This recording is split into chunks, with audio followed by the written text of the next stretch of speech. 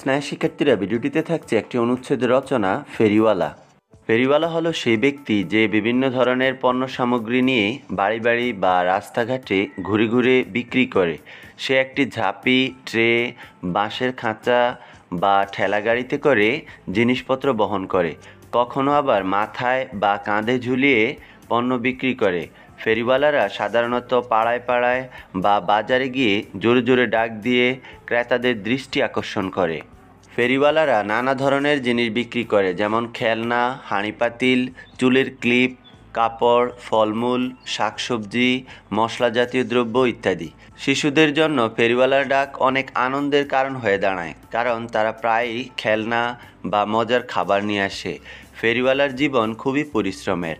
ভোর থেকে সন্ধ্যা পর্যন্ত তাকে পথে পথে ঘুরে বেড়াতে হয়। রোদ, বৃষ্টি, ঝড় উপেক্ষা করে সে তার জীবিকার জন্য সংগ্রাম করে। তবে তার পণ্য সাধারণত সস্তা ও সহজলভ্য হয়, তাই গ্রামীণ ও শহরের নিম্নবিত্ত মানুষের কাছে তার চাহিদা অনেক বেশি। ফেরিওয়ালারা আমাদের সমাজের একটি গুরুত্বপূর্ণ অংশ। তারা ক্রেতাদের দরজায় পণ্য পৌঁছে দেয় এবং অর্থনৈতিক কর্মকাণ্ডে ভূমিকা রাখে। তাই আমাদের উচিত তাদের প্রতি সম্মান দেখানো ও সদয় ব্যবহার করা। অন্য যে কোনো টপিক নিয়ে অনুচ্ছেদ রচনা পেতে অবশ্যই কমেন্ট বক্সে তা লিখে জানাবে। ধন্যবাদ সবাইকে। আল্লাহ হাফেজ।